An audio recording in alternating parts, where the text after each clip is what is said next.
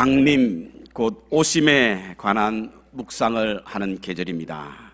지난주에는 초림주로 오셨던 예수님에 관한 말씀을 왜 한 아기로 오셨는가에 대한 말씀을 함께 나눴는데요. 오늘은 성령 강림에 관한, 성령님의 오심에 관한 말씀을 준비했습니다. 말씀을 준비하면서 지난주와 마찬가지로 저를 끊임없이 유혹했지만 차마 용기가 나지 않아서 붙이지 못한 말씀의 제목이 있는데요. 그 제목이 무엇이냐면 바로 공항의 이별입니다. 공항의 이별. 여러분, 공항의 이별을 아시죠? 문주란 씨가 불렀던 노래입니다.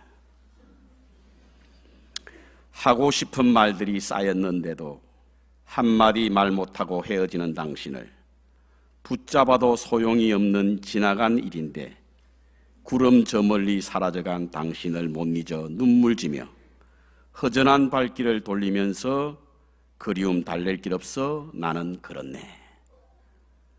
생각나십니까? 제가 한번 부르고 싶은데요. 부르고 나면 여러분들이 돌아가실 때 설교 말씀은 하나도 기억나지 않고 이 노래만 기억날 것 같아서 음악은 제가 참겠습니다. 이 노래는 인터넷의 유튜브라고 하는 동영상으로 보고 들을 수 있는데요. 그 동영상 밑에는 이런 댓글들이 쓰여져 있습니다. 우리 교인으로 의심가는 부분이 있는데요. 이 당시 공항에는 항상 눈물이 함께 했습니다. 사랑하는 사람들과 생이별을 하며 울고 불면서 떠난 곳입니다. 엊그제 같은데 벌써 40년이 지났습니다. 마음은 아직도 김포공항에 있는데, 이런 댓글이 있고요. 또 다른 댓글은 공항의 이별은 잊을 수 없는 가요입니다. 70년도 초 고국을 등지고 김포공항을 떠나던 날의 비애가 흠뻑 담겨 있지요.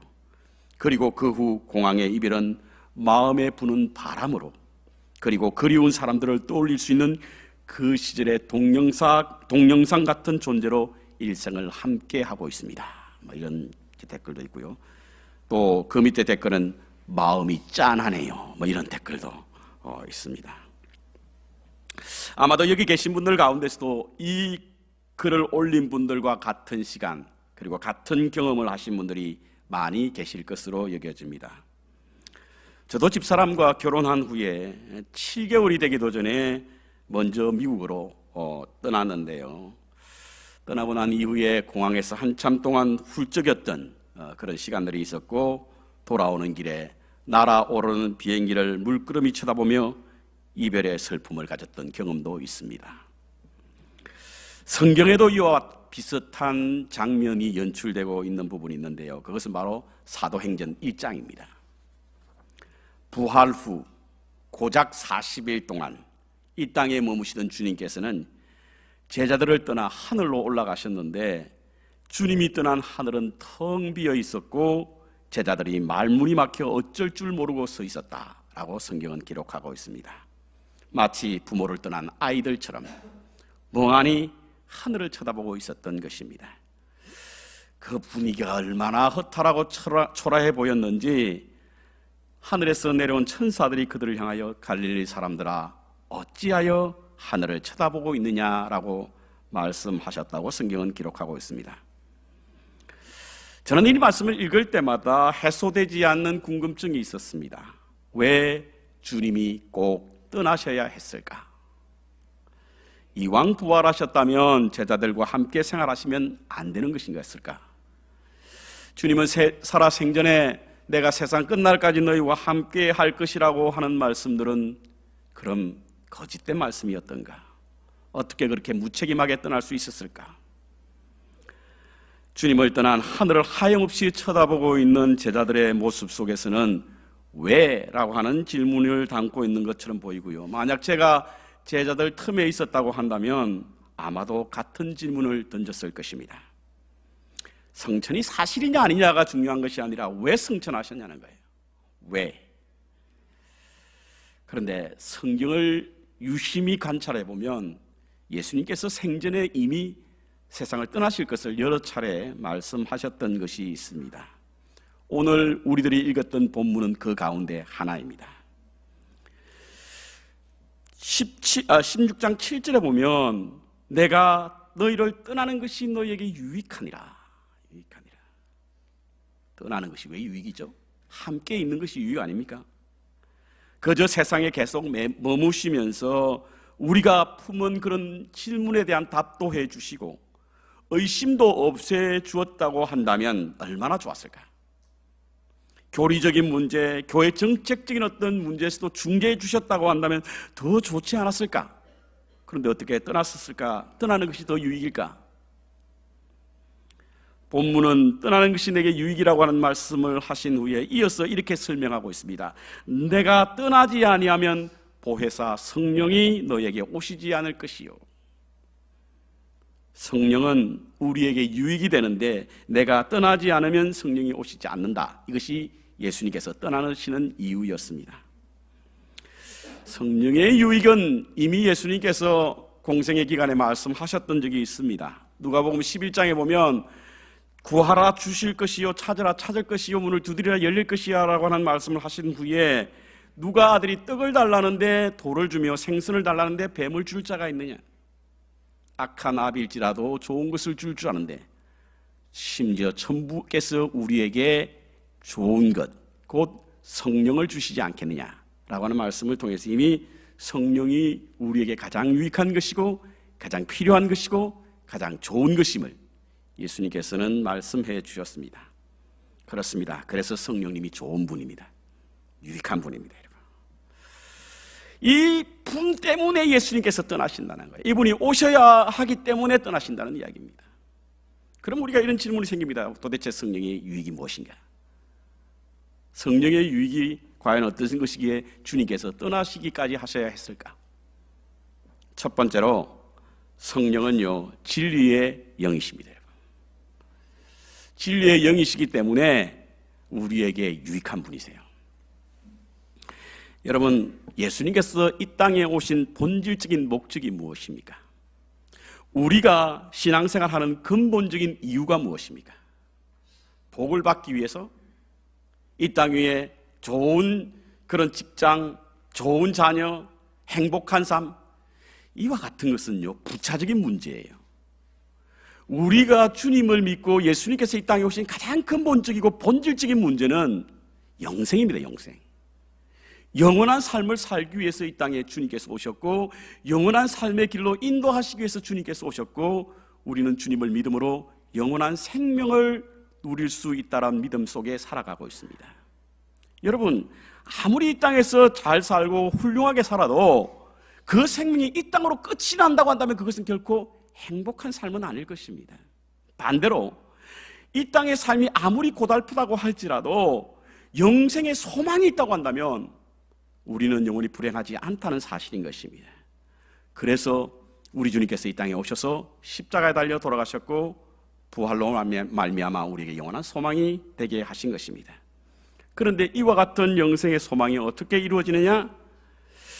17장, 요한복음 17장 3절에 보면요, 이 말씀이 있습니다. 영생은 곧 유일하신 참 진리 하나님과 그가 보내신 예수 그리스도를 아는 것이다, 이렇게 말씀하고 있습니다.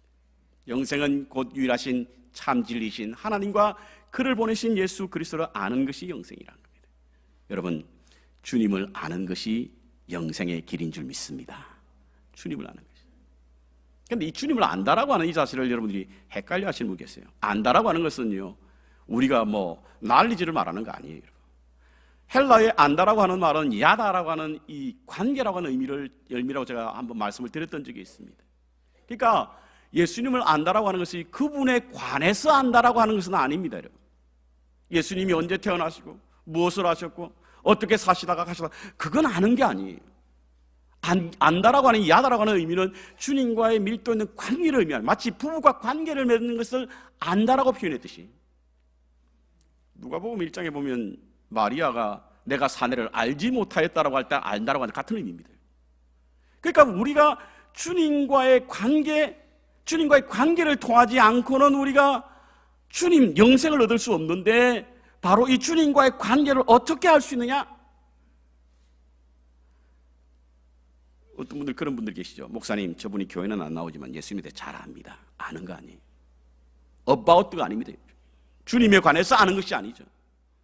주님과의 관계를 통해서 아는 것이라고 한다면 그것이 바로 영생의 길인데, 이 영생의 길을 어떻게, 그래서 우리 주님을 어떻게 알 수 있느냐? 요한복음 14장 26절에 보면 이와 같은 말씀이 있습니다. 성령, 그가 너희에게 모든 것을 가르치시고 내가 너희에게 말한 모든 것을 생각나게 하시리라. 여러분, 주님을 아는 건요, 주님과 우리와의 관계는 우리의 지식으로 아는 것이 아니라 성령께서 우리에게 알게 해 주셔야만 아는 줄 믿습니다. 그렇기 때문에 여러분은 만나보지도 않았던 주님을 믿고 있잖아요. 지금 예수님 보신 분 계세요? 예수님 만나본 분 계세요? 그런데 어떻게 여러분들은 예수님이 나의 주인이라고 섬기며 믿습니까? 성령께서 하시는 줄 믿습니다. 여러분, 성령께서 하시는 거예요. 내가 공부를 많이 해서 주님을 아는 것 아닙니다. 여러분, 배움을 통해서 아는 것이 아닙니다. 주님이 나의 주인이라고 하는 것을 알게 하시는 분은 성령님이시고, 그 성령님이 우리에게 가르치실 뿐만 아니라 기억나게까지 하신다는 거예요. 어떤 것? 예수를 믿지 않는 것이 죄라고 하는 사실, 십자가로 가는 길이 의로운 길이라고 하는 사실, 이 땅에는 반드시 심판이 있을 것이라고 하는 사실을 알게 하시는 분, 그래서 예수 그리스도만이 우리에게 영생의 길이라고 하는 사실을 깨닫게 하시는 분이 누구냐면 바로 성령님이라고 하는 거예요. 이것을 지식으로 알 수 있어요? 이것을 우리가 공부한다고 깨달을 수 있는 것입니까? 아닙니다, 여러분. 그것은 성령께서 하시는 일이십니다. 그래서 이게 오늘 본문에 보니까 책망하실 것이다, 8절에 보니까 그가 죄에 대해서, 의에 대해서, 심판에 대해서 책망하실 것이다라고 하는 것은, 책망이라고 하는 의미는 바로 올바로 가르친다는 뜻이에요. 올바로, 바른 길로 가게 한다는 거예요. 여러분, 당시에 이 말씀이 선포될 때에, 그리고 오늘날에도 그런 분들이 계시죠. 구원은 자신의 공로로 얻어지는 것이라고, 내가 열심히 하면 구원을 얻는 것이라고, 내가 열심히 섬기면 구원을 얻을 수 있다라고 하는 잘못된 고정관념에 사로잡혀 있는 사람들에게 올바로 가르치기 위해서 성령께서 오신 줄 믿습니다. 그래서 성령이 유익하지 않아요. 진리의 영이라고 하는 사실인 것입니다. 고린도전서 12장 3절에 보면요, 누구든지 성령으로 하지 않고는 예수를 주라 할 수 없다. 여러분 가운데에 예수님을 주님이라고 부를 수 있는 분은 여러분의 능력이나 여러분의 지혜가 아니라 성령께서 하게 하시는 줄 믿습니다. 교회를 오래 다녀도 정말 예수님 앞에 나와서 주님이라고 하는 내 마음을 담는 그런 기도를 하지 못하는 분 계세요. 당신이 우리 인생의 주인입니다라고 고백하지 못하는 분들이 있습니다. 왜? 그 마음속에 성령께서 가르쳐주지 않았고 기억나지 않게 하기 때문에. 우리가 주님을 만난 적은 없지만, 우리가 주님에 대해서 정말 한마디도 가르침을 주님으로부터 받지는 않았지만, 우리 성경이 다 사도로부터 받은 거 아니겠어요? 그렇죠? 그렇지만 우리가 주님을 주인으로 모실 수 있는 것은 우리 마음속에 성령께서 진리의 영이 되셔서 그리스도가, 예수가 그리스도이심과 그분이 십자가에 달아가신 것이 나의 죄로 인함인가, 세상은 반드시 심판받는다는 사실을 알려주었기 때문에 우리가 예수를 주라 고백하며 시인할 수 있는 줄 믿습니다. 성령은 그래서 진리의 영이라고 하는 사실인 것입니다. 예수님은 3년 동안 제자들 가르치셨습니다. 그러나 제자들은 다 알지 못했어요. 이는 시간적 한계와 당시 사람들이 가지고 있던 고정적 관념, 잘못된 그릇된 생각 때문에 주님이 충분히 가르쳐주지 못했습니다. 그때 주님께서는 성령을 통해서 그들에게 가르쳐서 생명의 길로 인도하시기 위해서 성령을 이 땅에 보내시고 가르치시며 기억나게 하시는 줄 믿습니다.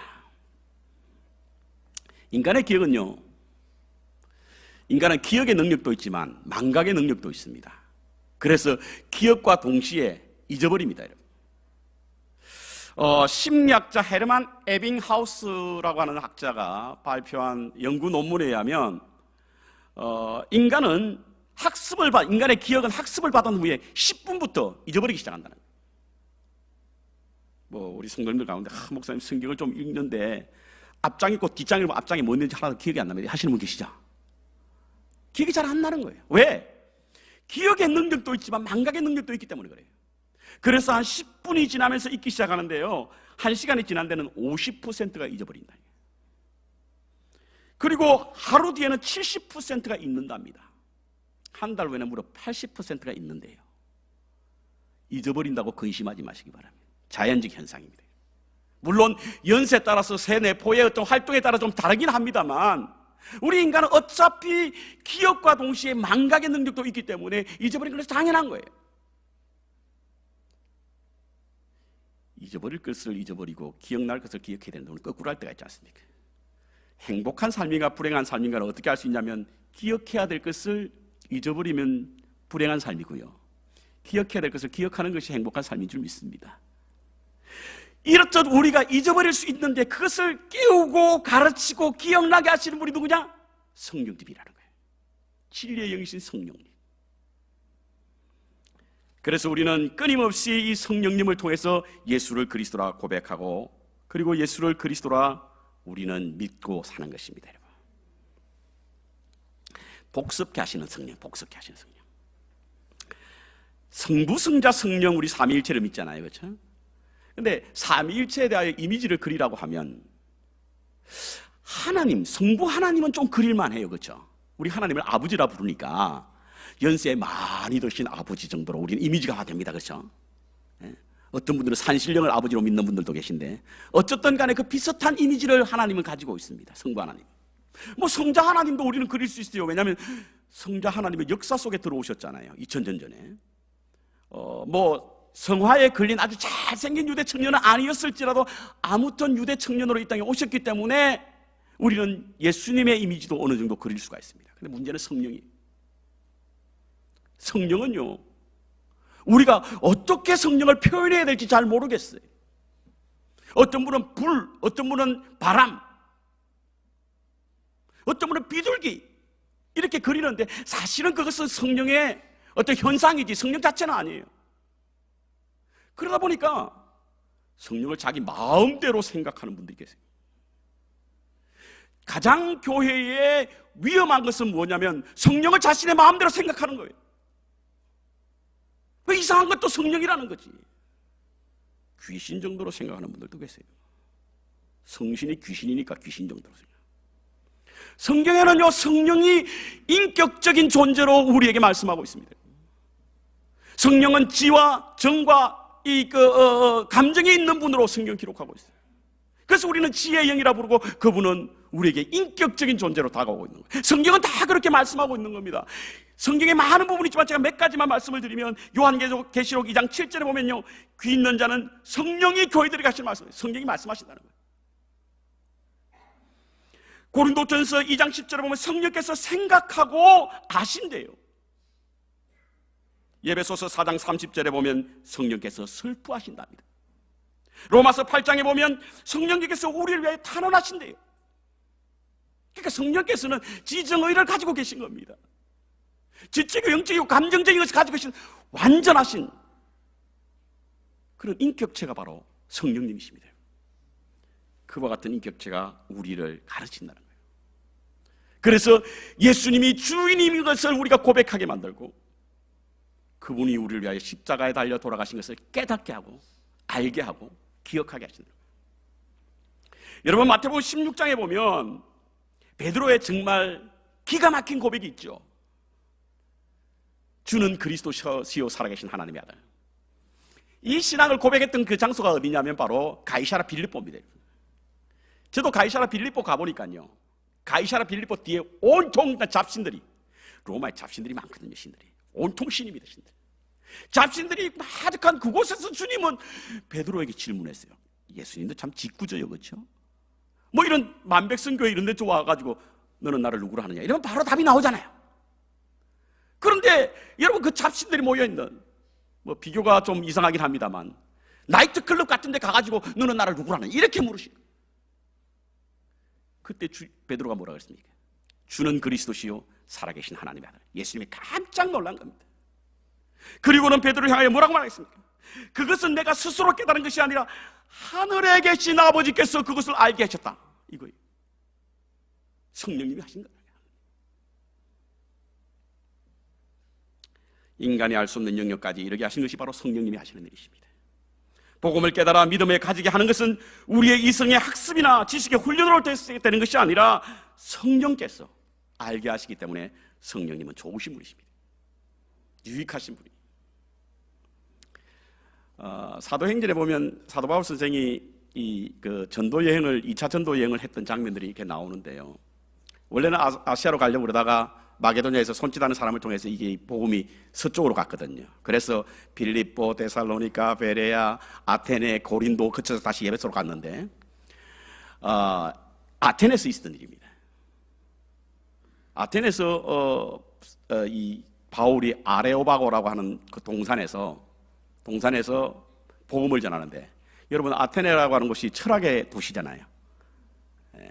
그래서 매우 높은 철학도들이 모여서, 성인들이 모여, 철인들이 모여서 논쟁을 벌이는 것이 바로 아테네입니다. 그리고 당시에는 학자들은 일하지 않고 그저 초월적인 어떤 것인 형이상학적인 것을 논쟁하는 것이 그들의 최고의 어떤 명예라 생각했기 때문에 항상 그곳에 모였습니다. 아레오바고라고 하는 곳. 사도 바울 선생이 여러분 대단한 학자였거든요.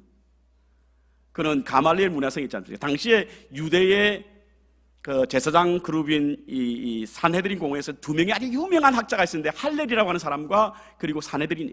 근데 산헤드린의 수화생이었던 사람이 바로 바울이었어요. 얼마나 뛰어난 사람이겠습니까? 그는 자기의 지식, 자기의 능력을 가지고 철학의 도시인 아덴에 도착했습니다. 그리고 그들과 논쟁을 벌인 거예요. 그런데요, 결과가 어떻게 된 줄 아십니까? 무참하게 무너졌습니다. 사도행전 17장에 보면요, 17장 34절에 보면 바울이 아데네를 떠날 때 몇 사람만 그를 친하여 믿게 되었더라, 이렇게 나와요. 몇 사람, 몇십 사람도 아니고 몇 사람. 그러니까 복음이 얼마나 제대로 먹히지 않았습니까? 바울은 아테네를 떠나 고린도 갔을 때 그는 깊은 묵상을 하게 됐어요. 도대체 뭐가 문제지? 그리고는 예배소로 와가지고 고린도를 향하여 보내는 편지에 이렇게 썼습니다. 내 말과 내 전도함이 지혜에 군하는 말로 하지 아니하고 다만 성령의 나타나심과 능력으로 할 것이다. 그 전까지 내 지혜로 했던 것 포기하겠다는 것, 성령께서 주시는 능력으로 하겠다는 겁니다. 그리고는 9절부터 10절까지 보면 하나님이 자기를 사랑하는 자를 위하여 예비하신 모든 것을 눈으로 보지 못하고 귀로 듣지 못하고 사람의 마음으로 생각지 못했던 것 같으니라. 오직 하나님이 성령으로 이것을 우리에게 보이셨으니 성령은 모든 것 곧 하나님의 깊은 것이라도 통달하시느니라. 자기의 지혜로 하지 않겠다, 이제는 자기의 능력으로 하지 않겠다는 겁니다. 성령이 하시는 대로. 왜냐하면 성령은 진리의 영이고 그 성령께서 우리에게 십자가의 도를 가르치고 구원의 길을 여시며 생명의 길로 인도하시는 분이심을 알게 하시고 기억하게 하시고 깨닫게 하시는 분이시기 때문에 성령님이 좋으신 분이십니다, 여러분. 저는 우리 설교하기 전에 부르는 찬송이 있죠. 내 눈을 열어주소서 성령이여. 여러분들은 뭐 어떤 마음으로 부르시는지 모르지만 저는 이 찬송을 부를 때 간절한 제 마음을 담습니다. 왜? 전 설교를 잘하는 사람도 아니니까 우리 성도님들이 이 말씀을 들을 때에 성령께서 열어주시지 않으면, 만들어주시지 않으면, 성령께서 이 말씀을 우리의 삶에 심어주지 않으시면 울리는 꽹과리가 될 수 있다는 거예요. 그래서 울리는 꽹과리로 듣는 분들이 계세요. 들어. 아무리 우리의 전하는 바가 뛰어나지 못한다고 할지라도 성령께서 그것을 만지시면 우리에게 십자가의 도를 알게 되고 진리의 길에 서게 되며 생명의 은혜를 경험하게 되니 성령님은 좋으신 분이시고, 예수님께서는 떠나시면서 성령이 너에게 와야만 하고 성령이 유익하기에 내가 떠나야 한다라고 하는 말씀을 하신 줄 믿습니다. 두 번째, 성령은 권능을 받습니다. 성령은 우리에게 권능을 주십니다. 권능이라고 하는 말은 권세와 능력을 말하는 것이죠. 제가 이 니은자의 발음이 잘 안 돼서 여러분들 혹시 잘못해요. 권능,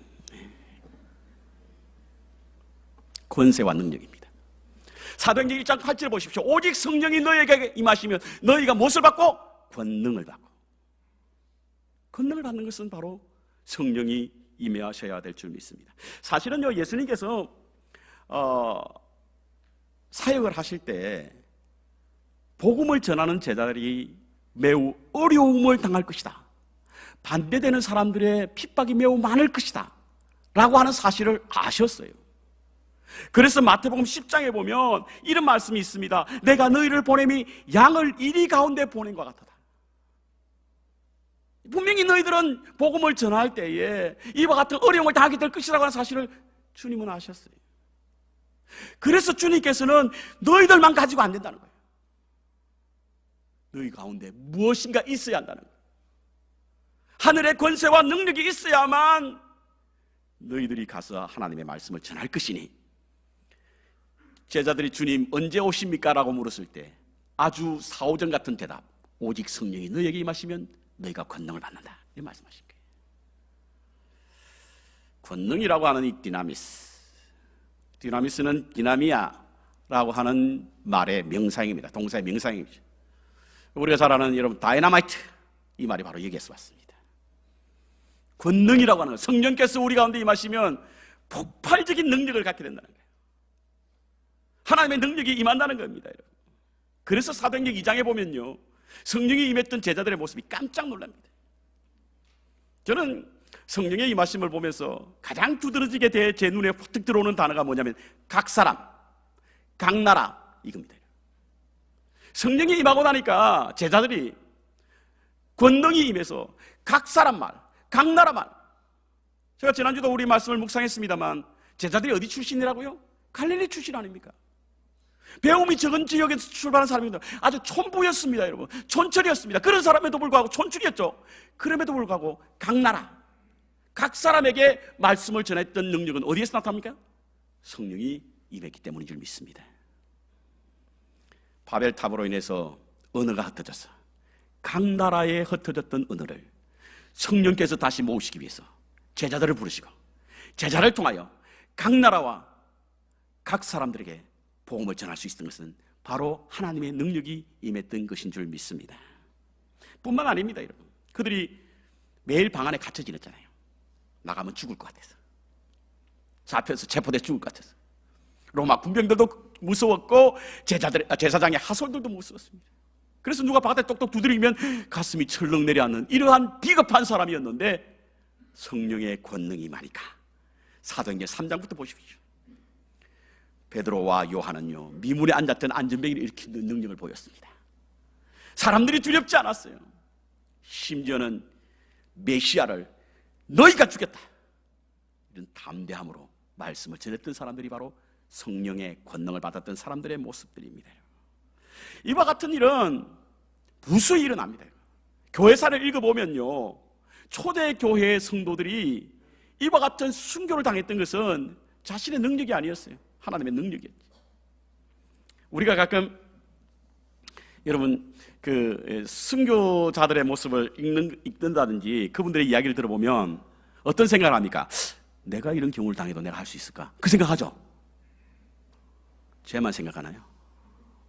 아니, 순교자들의 이야기를 읽어보면 혹은 순교자의 그 무덤에 가보면 내가 이분과 똑같은 상황이 되었을 때 나도 이분처럼 따라갈 수 있을까? 라고 하는 생각 안 합니까? 하잖아요. 근데 할 수 있습니까? 못해. 안 되죠. 어떻게 죽을 수 있습니까, 여러분? 어떻게 칼을 목에 들이대는데 예수를 믿는다고 그 사람 말할 수 있습니까? 꽤 많은 우리들은 잠깐 안 믿는다 하고 말지, 나중에 믿으면 되지 뭐, 이렇게 피해가려고 할 때 많습니다. 총을 들이대고 너가 예수의 성경책에 침을 한번 뱉어, 그러면 살릴 수 있겠어? 뭐 생각지도 않고 뱉겠죠, 그렇죠? 우리의 모습은 그렇습니다. 그렇지만 성령이 그 가운데 임하면 우리가 절대 주님을 배도하지 않습니다. 그것은 초대교회 역사에서 그렇게 전하고 있습니다. 초대교회 성령의 역사가 일어나니까요, 죽음도 두려워하지 않았어요. 그것은 내 능력이 아니라, 그것은 그들의 믿음이 좋아서가 아니라 성령께서 그들에게 권세와 능력을 주셨기 때문에 그와 같은 일도 벌일 수 있었던 것입니다. 어려운 일, 힘든 일, 우리가 할 수 있는 것은 바로 성령께서 주신 권세와 능력인 줄 믿습니다. 사도 바울 선생이요, 그 스스로 고백할 때 그는 참으로 나쁜 사람이다, 이렇게 고백합니다. 디모데전서 1장에 보면요, 자기를 스스로 어떻게 표현했냐면 해방자, 핍박자, 포행자, 죄인 중에 개수. 아유, 목사님, 바울이 겸손해. 그 겸손 아닙니다. 실제로 그랬어요. 왜냐하면 처음에 그가 회심을 하고 난 후에 그리스도인들이요, 그를 보면서 깜짝 놀랐습니다. 저 사람 속이고 우리를 죽이려고 한다, 우리 체포하러 간다, 이렇게 생각한 거예요. 그야말로 그는 포행자였고 핍박자였고 포악자였고 해방자였고 죄인 중에 괴수였어요. 그런데 그가 변했습니다. 어떻게? 성령의 능력으로, 권세와 능력으로. 사람 안 바꾸잖아요. 안 바뀝니다, 여러분. 교회 30년 40년 평생 다녀도 그 고집 그대로 가지고 가지 않습니까, 여러분? 성령의 권능이 임해야 바뀔 줄 압니다. 성령의 능력으로. 사도 바울 선생은 이렇게 포악자고 포행자였는데 변하게 되었던 것을 그는 뭐라고 고백하고 있냐면 사도행전 9장에 보니까 부활하신 주님을 만나고 난 이후에 아나니아가 그의 머리에 손을 얹었을 때 성령께서 그 가운데 임하심으로, 그래서 우리를 변하게 하시는 분이 성령님이시기 때문에 성령이 유익한 것입니다. 이와 같은 경험을 했던 사도 바울 선생은요, 그래서 그는 입만 열리면 능력 주시는 자는 능치 못함이 없다, 이렇게 말했습니다. 능력 주시는 자는 능치 못함. 따라합시다. 능력 주시는 자는 능치 못함이 없다. 이건 사실입니다. 그리스도인들은 능력 주시는 자 안에 능치 못함이 없는 줄 믿습니다. 안 믿는 사람은 못할 수 있습니다, 여러분. 못할 수 있어요. 왜? 능력 주시는 분이 없기 때문에. 근데 믿는 사람들은 능력 주시는 분이 계시잖아요. 그렇기 때문에 할 수 있는 거예요. 능력 주시는 분이 계심에도 불구하고 못한다라고 하시는 분은요, 안 하겠다는 뜻이에요. 왜? 내가 하는 게 아니라 능력 주시는 분이 하시기 때문에. 목사님, 저는 사랑할 수 없어요. 그것은 사랑하지 않겠다는 뜻이에요. 목사님, 저는 이런 봉사할 수 없어요. 그건 하지 않겠다는 뜻입니다. 왜 못해요? 능력 주시는 자에 능치 못함이 없는데. 맞습니까, 여러분? 그렇지 않아요? 이런저런 여러 가지 이야기하지만 성령께서 하게 하시는 줄 믿습니다, 여러분. 시킬까 봐서 대답도 안 하시네. 능력 주시는 데 능치 못함이 없는 거예요. 우리의 인생의 사막길에 걸어갈 때도 방황하지 않고 믿음의 길을 걸어가며 거친 가슴으로 숨을 내몰아 쉬는 고통이 올 때도 용기를 잃지 않게 하는 것은 바로 성령께서 주시는 능력인 줄 믿습니다. 성령이 우리에게 권세와 능력으로 행하게 하시는 겁니다. 마지막으로 성령은 은사를 드러내기 때문에 우리에게 유익합니다. 고린도전서 12장 7절에 보면요, 성령을 나타내시면 우리에게 유익하게 합니다. 성령이 나타난다는 것이 뭡니까? 성령이 은사로 나타난다는 뜻이에요. 여러분, 우리에게 많은 은사들이 있지요. 받은 은사가 있지 않습니까? 그것은 성령의 드러내심입니다. 이것이 우리에게 유익한 거죠. 왜 유익한 줄 아십니까? 믿음 생활 하다 보면 우리에게 시험될 때가 참 많이 있지 않습니까, 여러분? 지금 시대는 핍박의 시대는 아니지만 유혹의 시대입니다. 그런데 유혹이 핍박보다 훨씬 힘들어요. 그렇잖아요. 그래서 우리는 매일 넘어집니다. 그런데 넘어지지 않게 하는 힘이 뭡니까? 그건 성령의 은사인 줄 믿습니다. 우리 교인들 가운데 그런 분이 계시죠. 목사님, 저는 방을 좀 받았으면 좋겠습니다. 그래야 제 안에 성령이 계시는 게 좀 확인될 것 같습니다. 방언은 성령의 은사 가운데 가장 작은 은사라고 말하죠. 그럼에도 불구하고 그거라도 있어야 될 것 같다는 거예요. 왜? 그것이 있어야만 오늘날 이 혼탁한 시대에 믿음의 삶을 살아갈 수 있기 때문에. 그래서 사도 바울 선생은 은사를 사모하라고 말씀하셨어요. 고린도전서 12장 31절에 보면 너희는 더욱 큰 은사를 사모하라. 내가 또한 좋은 것을 너희에게 보이리라고 하신 후에 좋은 은사가 뭐죠? 고린도전서 13장의 사랑입니다. 사랑이라고 하는 그 은사를 나타내기 위해서 고린도전서 12장 31절에 좋은 은사를 위해서 기도하라라고 말씀하고 있습니다. 이와 같이 성령의 유익을 몸소 체험한 사도 바울 선생은요, 에베소서 5장 18절에 성령으로 충만하라 이렇게 말씀하고 있습니다. 성령으로 충만하라. 성령으로 충만하라. 그런데 이 성령으로 충만하라고 하는 이 동사에는요, 세 가지 의미가 있는데, 첫째로 이 충만하라라고 하는 말씀은 바로 명령형입니다. 그리고 현재 시제예요. 그리고 이는 수동태입니다. 이게 무슨 의미였냐면 성령은 받아도 되고 안 받아도 되는 것이 아니라 반드시 받아야 된다는 겁니다. 성령은 분명히 충만해야 됩니다. 두 번째로 성령이 지난번 받았다고 해서 지금은 안 받아도 된다, 그거 아니라는 거예요. 계속해서 어떤 사람이든지 어떤 때선 고려치 않고 계속해서 끊임없이 한 차례 사건이 아니라 마치 숨을 쉬고 밥을 먹는 듯이 우리는 성령에 충만해야 된다는 거예요. 계속해서 삶이 고달프고 짓누를 때는 특별히 성령에 충만해야 됩니다. 마지막으로 성령은 우리의 노력으로 얻어지는 것이 아니라 주셔야 하는 거예요. 그래서 성령의 충만하라고 하는 것은 성령을 주시는 것이고, 예수님께서 우리에게 성령을 주시겠다고 말씀하신 겁니다. 그런데 성령을 받기 위해 조건이 있습니다. 어쩌면 오늘 말씀 가운데 가장 중요한 말씀일 수 있습니다. 성령을 받기 위해서는 조건이 있어요. 어떤 조건이냐면, 우리의 마음이 비워져야만 하나님의 영으로 채워질 줄 믿습니다. 우리의 영이 온갖 잡것들로 가득해 있으면 주님의 성령은 임하지 않습니다. 온갖 세상의 것들로 우리 가운데 채워져 있다고 한다면 성령은 우리 가운데 임하지 않습니다. 이건 제 말이 아니라 19세기 유명한 부흥사였던 D.L. 무디 목사님이 이와 같은 말씀하셨어요. 그분의 말씀에 의하면, 나는 우리의 마음에서 하나님의 법을 변하는 교만과, 하나님의 법에 반하는 교만과 이기심, 그리고 이기적인 야망과 같은 것이 모조리 비워지는 순간 성령이 들어와 우리의 마음 구석구석을 가득 채운다고 나는 믿는다. 계속해서 교만과 자만과 이기심과 쾌락과 세상이 가득 차 들어있으면 하나님의 영이 들어오지 않는다. 다른 것으로 꽉 차 있으면서 하나님께 자신을 채워달라고 하는 기도를 하는 사람이 많다. 그런 기도를 드리기 전에 먼저 자신을 비워달라고 하는 기도를 해야 돼. 먼저 비움이 있어야만 채움이 가능하다. 마음을 뒤집어 하나님께 반하는 모든 것을 쏟아내면 그때야 비로소 성령이 우리 가운데 가득 채워질 것이다. 아멘입니다. 아멘. 우리의 고집과 우리의 야망과 우리의 불의한 부정한 세상의 욕망을 가득 차고는요, 성령이 임할 수가 없는 거예요. 비우지 않으면 채울 수가 없습니다. 여러분, 끊임없이 비워야 하는 이유가 바로 여기에 있는 거예요. 주님 앞에 설 때마다 나를 비워주십시오, 나를 낮아주십시오, 나를 정결케 해주십시오라고 하는 이유가 바로 성령을 담기 위한, 채우기 위한 겁니다. 나의 끝 예수의 시작이라는 책을 요즘 읽고 있습니다. 어제 눈이 많이 왔죠. 눈이 많이 왔는데 여기에 보면 만약에 눈사태를 대비해서 한 가지 조언을 하겠다라고 하는 이야기가 나옵니다. 어떤 이야기냐면, 눈사태가 나가지고 우리가 눈 속에 파묻힐 때에 너희들이 가장 먼저 해야 될 일은 침을 뱉어라. 이거 침을 뱉어라.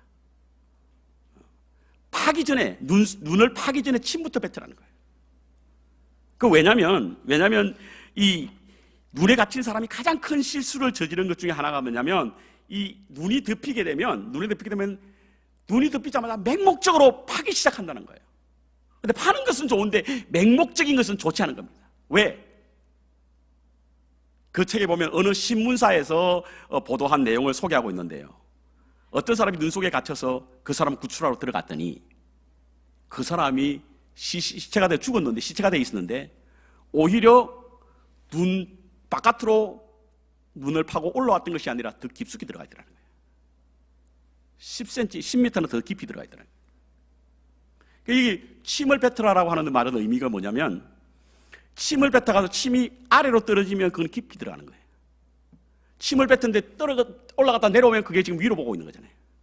그러니까 위로 보고 있는 쪽으로 파서 나가야지, 깊이 쪽으로 들어가게 되면 오히려 점점 더 눈 속에 갇히니까 맹목적으로 팔 생각하지 말고 먼저 침을 뱉고 그 다음 파라, 이겁니다.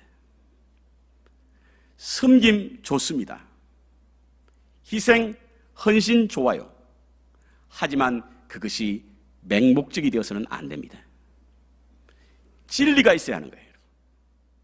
진리를 따라 살아야만 우리의 헌신과 열심과 충성이 생명의 길로 이르는 것이지, 무조건 나의 열심과 나의 생각, 방향을 잃은 마치 파선조의 위기 속으로 가는 사람처럼 열심만 가지고는 안 된다는 거예요. 여러분, 우리 주위에 얼마나 많은 사람들이 진리가 아닌 것에 목숨을 걸고 있는 사람이 얼마나 많습니까? 생명이 아닌 것에 목숨을 걸고 있는 사람들이 있어요. 이단들 보십시오. 얼마나 열심입니까? 그들의 열심을 보면 깜짝 놀랍니다. 근데 지금 그들은 죽음의 길로 가고 있단 말이에요. 왜? 진리의 길이 아니기 때문에. 진리의 길을 인도하시는 분은 성령님이신 줄 믿습니다. 아무것도 여러분들 듣지 마시고 하나님의 말씀을 해석해 하시고 기억나게 하시고 깨닫게 하시는 진리의 영이 있어야만 우리의 가는 길이 생명의 길이요 의의 길이요 진리의 길인 줄 믿습니다. 여러분, 지금은 우리가 약속과 성취의 중간 시대를 살아가고 있습니다. 이와 같은 시간에 가장 중요한 것은 바로 바른 믿음을 잊지 않고 약속을 품으며 성취가 이루어질 때까지 소망 중에 살아가는 것입니다. 우리 스스로 이겨낼 힘은 없습니다. 세상의 유혹과 핍박으로부터 내 안에 있는 그릇된 자로부터 우리는 끊임없이 영적 도전을 받습니다. 이렇게 살아서는 안 되는 데라고 하면서 세상에 이끌리고 세속에 물듭니다. 하나님의 나라에 대한 소망은 점점 더 불확실해지고 믿음은 무력감에 빠집니다. 믿음 생활 하는 것 같은데 모양만 같고 껍데기만 번질해 보입니다. 이를 예수님은 너무나 잘 알고 있었습니다. 그래서 성령을 보내신 거예요. 그래서 성령님이 지금 우리 안에 있는 줄 믿습니다. 매일의 삶이 성령님과 함께 하시는 은혜가 경험되도록 성령의 충만한 삶을 사시기를 바랍니다. 그러기 위해서는 하나님이 원하시지 않는 것들로 가득 차 있는 우리를 비우고 주님이 우리 안에서 주인 될 수 있도록 내어드리는 믿음의 삶을 통해서 이 땅에 오신 성령님과 동행하시는 복된 은혜의 삶을 사시는 저와 여러분 되시기를 주님의 이름으로 축원합니다.